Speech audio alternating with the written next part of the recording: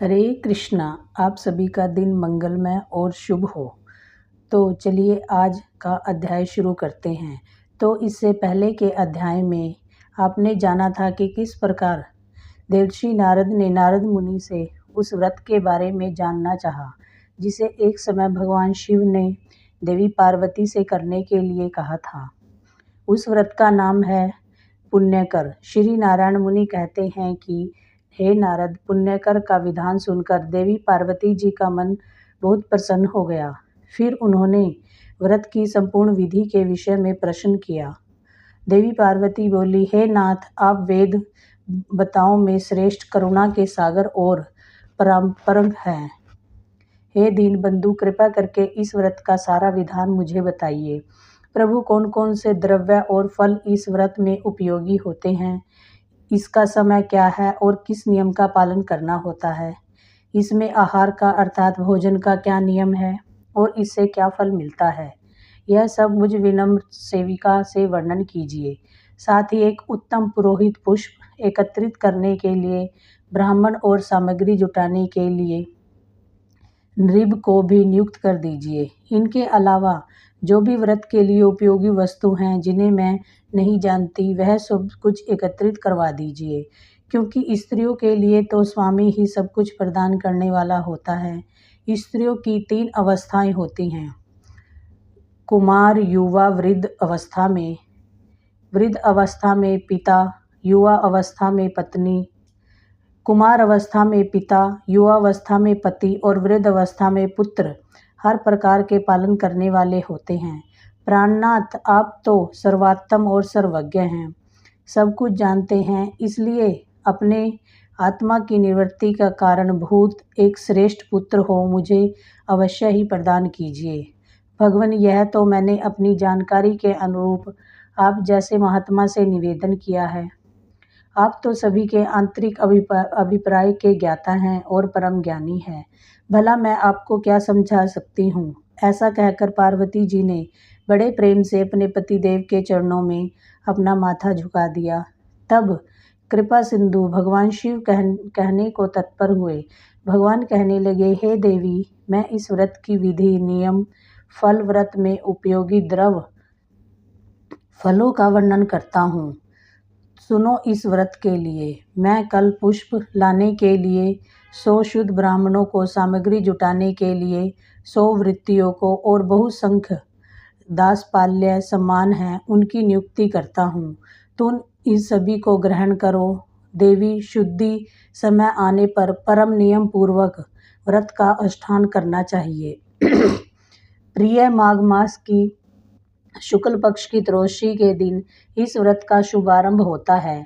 उत्तम व्रती को चाहिए कि व्रत के आरंभ से पहले दिन उपवास करे और शरीर को अत्यंत निर्मल करके यत्न पूर्वक वस्त्रों को धोकर स्वच्छ कर ले। फिर दूसरे दिन सुबह जल्दी उठ जाए और मुख को शुद्ध करके फिर निर्मल जल में स्नान करे। फिर हरि नाम का ध्यान करके आचमन करे और पवित्र हो जाए। भक्ति सहित श्री हरि को अर्घ्य देकर जल्दी ही अपने घर लौट जाए और वहां पर धुली हुई धोती और चादर धारण करके पवित्र स्थान पर बैठे। फिर आचमन और तिलक करके अपना नित्य कर्म समाप्त करे। सबसे पहले प्रयत्न पूर्वक पुरोहित का वर्ण करके स्वत वाचन पूर्वक कलश की स्थापना करे। फिर वेद विहित संकल्प करके इस व्रत का अनुष्ठान करे। किसी भी व्रत में, जैसा कि मैं आपको हर वीडियो में बताती हूँ, अगर आप कोई व्रत करते हैं, पहली बार कोई व्रत प्रारंभ करना चाहते हैं, तो उसका संकल्प लेना जरूरी होता है। भगवान शिव कहते हैं कि इन सब के बाद सौंदर्य, नेत्र दीप्ति, विदित अंगों के सौंदर्य, पति, सौभाग्य आदि के लिए तरह तरह की वस्तुओं के संख्या सहित समर्पण करने की बात कहकर फिर से बोले कि हे देवपुत्री, प्राप्ति के लिए कुष्मांडा, नारियल, जबीर और फल, इन फलों को हरि को समर्पित करना चाहिए। व्रत करने वाले भक्तों को चाहिए कि व्रत के दिन संपत्ति की वृद्धि के लिए झांझ, मजीरा आदि तरह तरह के बाजे बजाकर श्री हरि को सुनावे। फिर स्वामी को भोग की वृद्धि के लिए भक्ति पूर्वक श्री हरि को मनोहर खीर और शक्कर युक्त घी पूड़ी भोग प्रदान करे। श्री हरि भक्ति की विशेष उन्नति के लिए अपनी इच्छा से सुगंधित फूलों की 1,00,000 माला जो टूटी न हो भक्ति पूर्वक श्री हरि को अर्पित करनी चाहिए। हे दुर्गे, श्री कृष्ण की प्रसन्नता प्राप्ति के लिए नाना प्रकार के स्वादिष्ट और मधुर नैवेद्य भोग लगाना चाहिए।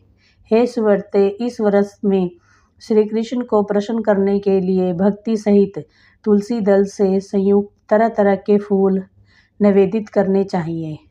वृत्ति को चाहिए कि वह व्रत काल में जन्म जन्मांतर में अपने धन धान्य की समृद्धि के लिए हर दिन 1 सहस्त्र ब्राह्मणों को भोजन कराए और प्रतिदिन पूजन काल में फूलों से भरी हुई 10 अंजलि समर्पित करे और अपने मन में श्री हरि की भक्ति बढ़ाने के लिए 100 बार प्रणाम करे। युक्त व्रत काल में 6 महीने तक हरिशयन, 5 महीने तक फलाहार और एक पक्ष तक ही हवि का भोजन करें। फिर एक पक्ष तक केवल जल पीकर रहना चाहिए। अग्निदेव के लिए 100 अखंड रत्न दीपों का दान करना चाहिए।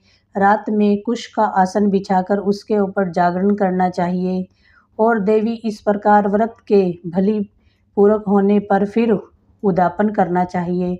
उस समय 360 डालियां हैं जो कि वस्त्रों से ढकी हुई हों और भोजन के पदार्थ यज्ञोपवीत और मनोहर उपहारों से सजी हुई हों तो उन्हें दान करना चाहिए। 1360 ब्राह्मणों को भोजन और 1360 तिल की आहुति देने का विधान है। फिर व्रत समाप्त हो जाने पर विधि पूर्वक 1360 स्वर्ण मुद्राओं की दक्षिणा देनी चाहिए और दूसरी दक्षिणा भी बताऊंगा। देवी, इस व्रत का फल यही है कि श्री हरि में भक्ति दृढ़ हो जाती है। श्री हरि के समान तीनों भवन में विख्यात पुत्र उत्पन्न होता है और सौंदर्य, पति, सौभाग्य, ऐश्वर्य और अतुल्य धन की प्राप्ति होती है। हे महेश्वरी, यह व्रत प्रत्येक जन्म में समस्त मनवांछित सिद्धियों का बीज है जिसका मैंने इस प्रकार वर्णन किया है। हे देवी, तुम इस व्रत का अनुष्ठान करो, साध्वी तुम्हें पुत्र उत्पन्न अवश्य होगा। ऐसा कह के शिवजी मौन हो गए। श्री नारायण जी कहते हैं, नारद, इस प्रकार व्रत के विधान को सुनकर देवी का मन प्रसन्नता से खिल उठा। फिर उन्होंने अपने स्वामी शिवजी से दिव्य और शुभकाणी व्रत कथा के विषय में जिज्ञासा प्रकट की। श्री पार्वती ने पूछा कि हे नाथ, यह व्रत और इसका विधान तो बड़ा ही अद्भुत है। भला किसने इस व्रत को प्रकाशित किया और इसकी श्रेष्ठ कथा का भी वर्णन कीजिए। तब श्री महादेव जी बोले, प्रिय मनु की पत्नी शतरूपा जो पुत्र के दुख से दुखी थी, ब्रह्मालोक में जाकर ब्रह्मा जी से बोली। शतरूपा ने कहा कि हे ब्राह्मण, आप तो जगत के पालन पोषण करने वाले हैं, सृष्टि के कारणों के भी कारण हैं, इसलिए आप मुझे बतलाने की कृपा करें कि किस उपाय से बांझ को पुत्र उत्पन्न हो सकता है, क्योंकि हे ब्राह्मण, उसका जन्म ऐश्वर्य और सब धन निष्फल होता है। जो पुत्रवान घर में पुत्र के बिना अन्य किसी वस्तु की शोभा नहीं होती। तपस्या और दान से उत्पन्न हुआ पुण्य जन्मांतर में सुखदायक होता है, परंतु पुत्र पिता को अर्थात इसी जन्म में सुख, मोक्ष और हर्ष प्रदान करता है। निश्चय ही पुत्र नामक नरक से रक्षा करने का कारण भी होता है। ब्राह्मण, आप पुत्र प्राप्त से संतप्त हुए इस अबला को पुत्र प्राप्ति का उपाय बतला दीजिए, तभी कल्याण है, अन्यथा मैं पति के साथ इसी वन में चली जाऊंगी।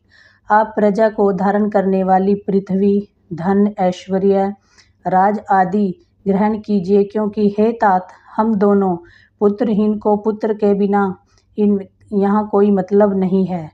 साक्षात ब्रह्मा जी से ऐसा कहकर शतरूपा फूट फूट कर रोने लगी। तब उनकी ओर देखकर कृपालु ब्रह्मा जी ने कहा,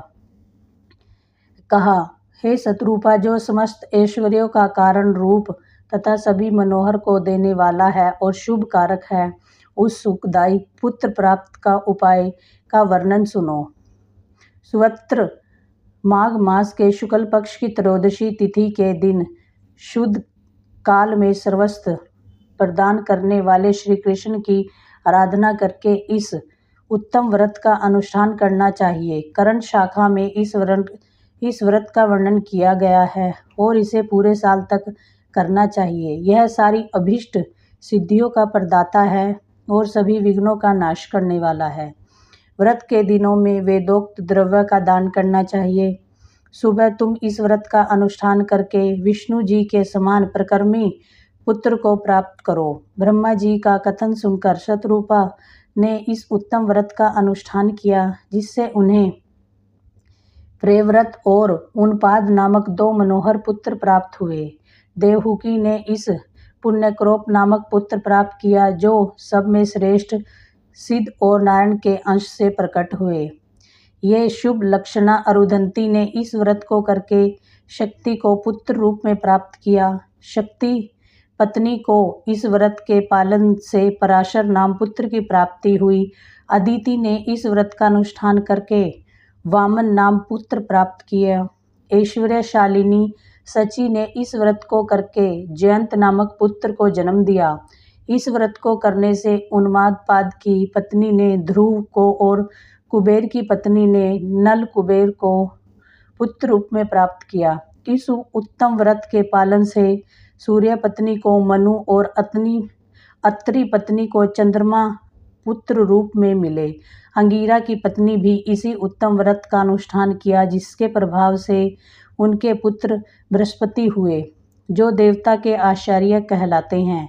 भृगु पत्नी ने इस व्रत का पालन करके शुक्र को पुत्र के रूप में प्राप्त किया था, जो नारायण के अंश और समस्त तेजस्व में परम उत्कृष्ट हैं, और यही दैत्यों के गुरु हुए। देवी, इस प्रकार मैंने तुम्हें व्रतों में उत्तम पुण्य व्रत का वर्णन किया है। कल्याणमयी गिरिजा राजनंदिनी, तुम भी इस व्रत को अवश्य करो। सुबह यह व्रत राजेंद्र पत्नियों के लिए सुख साधने वाला है, देवियों के लिए सुखप्रद और साध्वी नारियों के लिए तो यह प्राणों से भी बढ़कर प्रिय है। महासाध्वी, इस व्रत के पुण्य प्रभाव से संपूर्ण देवताओं के ऐश्वर्य और स्वयं श्री कृष्ण तुम्हारे पुत्र होंगे। नारद ऐसा कहकर शंकर जी मौन हो गए। फिर परम प्रसन्न हुई पार्वती जी ने शंकर जी को की आज्ञा से उस व्रत का अनुष्ठान किया। इस प्रकार मैंने तुमसे गणेश जी के जन्म का कारण था, जो सुखदायक, मोक्षप्रद और सार रूप है, उसका वर्णन किया है। देवर्षि। तो दोस्तों, अब सुनते हैं माता लक्ष्मी जी की बहुत ही सुंदर कथा। एक बार भगवान श्री लक्ष्मी नारायण और माता लक्ष्मी ने अपने भक्तों की भक्ति देखने के लिए धरती लोक पर जाने का निश्चय किया।